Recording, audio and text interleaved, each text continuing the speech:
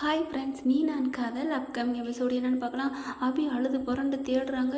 எங்கே ஆச்சு, என்ன ஆச்சு அப்படின்னு சொல்லிட்டு கரெக்டாக அங்கே புதைச்சிட்டு அங்கேருந்து போகிறாங்க. பாதிரியார் எல்லாரும் அவங்ககிட்ட போய் கேட்குறாங்க, இந்த ஃபோட்டோவில் இருக்கிற பார்த்துருக்கீங்களா அப்படின்னு கேட்குறாங்க.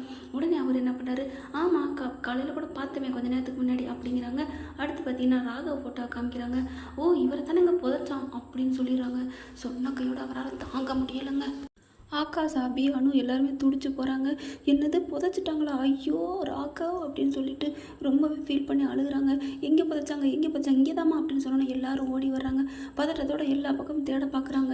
ஐயோ இதில் யார் எங்கே புதைச்சிருக்காங்க, 3 பேரை புதைச்சி வச்சுருக்காங்களா, அதனால் தேடுறாங்க வைக்கிறாங்க.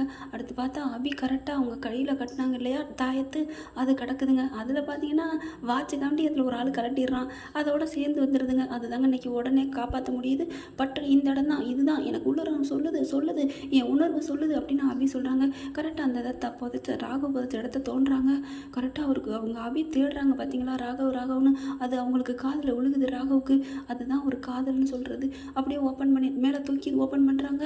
அப்படியே மூச்சு முட்டிடுது ராகவுக்கு. அழுகுறாங்க, புரள்றாங்க அபி. ராகவ் என்னாச்சு அப்படின்னு சொல்லிட்டு அதுக்கப்புறம் ஆம்புலன்ஸுக்கே சொல்லிடுறாங்க. வந்துடுறாங்க, அள்ளி அடிச்சுட்டு போயிடுறாங்க ஹாஸ்பிட்டலுக்கு. அப்படி துடிக்கிறாங்க. மூச்சு ரொம்ப திணறனால கொஞ்சம் நேரம் கழிச்சு தான் சொல்ல முடியும் அப்படின்னு ட்ரீட்மெண்ட் போயிட்டுருக்கு. அப்படியே வெளியே நின்றுட்டு அழுதுகிட்டு புலம்பிட்டு இருக்காங்க.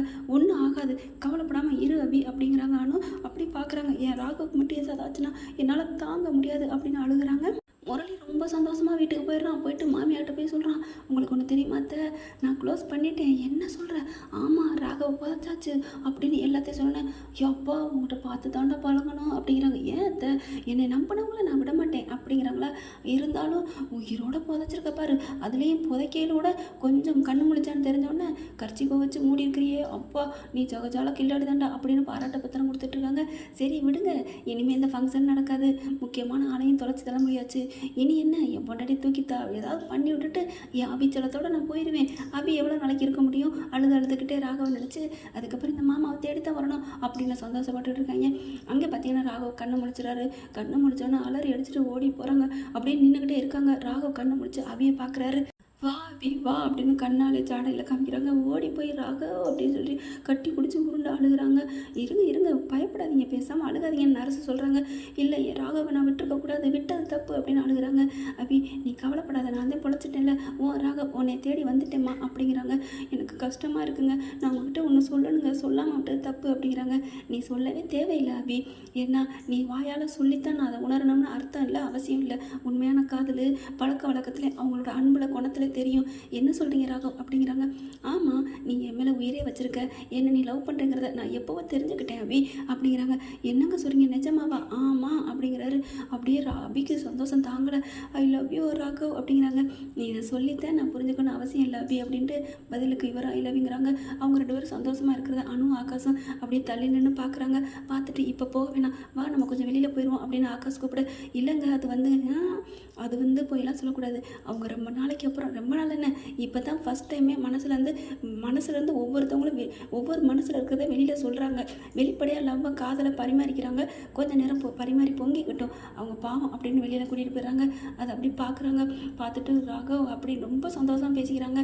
அப்புறமா என் தம்பியை கூப்பிட்றியா அப்படின்னு ஓடி போய் குட்டி பாஸ் வாங்க அவர் கூப்பிட்றாரு அப்படிங்கல. 2 பேர் வந்துடுறாங்க. அண்ணா உனக்கு ஒன்றும் இல்லையே அப்படிங்கல. எனக்கு ஒன்றும் இல்லைடா, என் அபி எனக்கு கிடைச்சிட்டாடா, அதுவே எனக்கு போதும் அப்படிங்கிறாங்க. அதுக்கப்புறம் இது யார் பண்ணியிருப்பா தெரியலையே அப்படிங்கிற ராகவ் என்ன பண்ணுறாங்க, அந்த விவேக் பேரை தான் சொன்னேன். விவேக் பேரை சொல்லிடலாம், அவங்க ஏதாவது தப்பு பண்ணுறாங்க, அவங்க பேரை சொல்ல மாட்டாங்க, இது இந்த முரளியோட விளையாட்டு அப்படின்னு பேசுகிறாங்க. அவனை சும்மா விடக்கூடாது, அக்காவோட ஃபங்க்ஷன் வேறு இருக்குது, வாங்க கிளம்பும் அப்படின்னு சொல்லிட்டு டிஸ்சார்ஜ் ஆகி கிளம்பி போகிறாங்க. இங்கே பார்த்தீங்கன்னா ரொம்ப சந்தோஷத்தில் முறை இருக்கான். அவன் சந்தோஷத்தில் ஆப்பு வைக்கிற மாதிரி டான்னு போய் காரை நிற்கிதான். காரை பார்த்தோன்னு அப்படியே விரி வந்த மாதிரி பார்க்குறான். முரளி மாமியாக்காரி, போச்சா என்ன நடக்காது அப்படிங்கிற என்னன்னு பார்க்குறாங்க. வந்து பாரு அப்படிங்கிறாங்க. 4 பேர் வந்துட்டு இருக்காங்களா, அதில் கொஞ்சம் கட்டு போட்ட மாதிரி ராகவ் வராரு, சோர்வா. அப்படியே வயிறு எரியுது முரளிக்கு. என்னடா நீ யாரா, நீ என்னடா ஃபினிக்ஸ் பறவையாடா, எவ்வளோ உன்னை புதைச்சாலும் அப்படியே மேற்கொண்டு எந்திரிச்சு வரியாடா அப்படின்னு சொல்லி புலம்பி தள்ளுறான். ஆனாலும் எல்லாரும் முன்னாடி வாங்க வாங்க அப்படின்னு சொல்லி நடிக்க ஆரம்பிக்கிறான். அஞ்சலி வந்து ரொம்ப சந்தோஷப்பட்டு கட்டி பிடிச்சிக்கிறது. எங்கே நீ வராமல் போயிருவேன்னு ரொம்ப ஃபீலோடு இருந்தேன் அப்படிங்கிறாங்க. நான் உங்களை விட்டுட்டு ஒரு நாள் போக மாட்டோம் அப்படின்னு 4 பேரும் ஒன்றா சொல்கிறாங்க. உங்களுக்கு அரணா நாங்கள் எப்போ இருக்கோம் அஞ்சலி அக்கா அப்படின்னு சொன்னகையோட அப்படியே முரளியை பார்த்துக்கிட்டே முறைச்சிக்கிட்டு தான் சொல்கிறாங்க. முரளி உனக்கு இருக்குடா அப்படின்னு நினைக்கிறாங்க. அதுக்கப்புறம் ஃபங்க்ஷனுக்கு ரெடி ஆகுறாங்க. எல்லாம் தொட்டு வைக்கிறாங்க, சந்தனம் வைக்கிறாங்க, பூ வைக்கிறாங்க. முரளி இங்கே வாங்க அண்ணா அப்படின்னு சொல்லிட்டு இந்த கிச்சனில் கொஞ்சம் திறந்து ஒரு சிலிண்டர் ஏற்ற முடியல, வந்து ஏற்றி விட்றீங்களா, அக்காவுக்கு பால் காய்ச்சி கொண்டாடணும் அப்படின்னு அபி கூட்டிகிட்டு போகிறாங்க. முரளி என்ன பண்ணுறான், அப்படியே சந்தோஷம் தாங்கலை. ஆஹா அபி செல்லம் கூப்பிட்டுருச்சேன்னு பின்னாடியே போகிறானா. போயிட்டு கரெக்டாக ஒழுக்க போன கையோட்ட சும்மா லெஃப்ட் ரைட்டு அட்டி கூட்டுக்கிறாங்க பாரு. குருமை கூத்தாடுது. என்ன அபி ஏன் அடிக்கிறீங்க, என்ன அபியா அப்படின்னு சொல்லி காரி துப்பிட்டு அப்படியே அருகாமனை எடுத்துடுறாங்க. எடுத்துட்டு ஏண்டா நீ எவ்வளோ பெரிய ஆளாக இருந்தால் இப்படி என் புருஷனே நீ கை வைப்பியா அப்படின்னு சொல்லிட்டு கதவை சாத்திட்டு கையை பிடிச்சி வளைச்சிட்டு முதுகுல நங்கு நங்கு நங்குன்னு குத்துறாங்க. அட்டி விளக்கமாக எடுத்து நச்சு நச்சுன்னு சாத்துறாங்க. ஐயோ அம்மா ஐயோ அம்மா அப்படின்னு அலறானா. அதுக்கப்புறம் அப்படியே திருக்குன்னு தூக்கி போட்டு எந்திரிக்கிறான். ஐயோ என்ன இவ்வளோ கனவு அப்படின்ட்டு பார்க்குறான். அபி கூப்பிட்டுட்டே இருக்காங்க வாங்க அப்படிங்கல. இல்லை அபி நீங்கள் போங்க, அதெல்லாம் ஆன் பண்ணலாம். அத்தை நீங்கள் போங்க அத்தை, அந்த சிலிண்டரை ஆன் பண்ணிட்டு வாங்க அப்படின்னு போகவே பயப்படுறான் முரளி.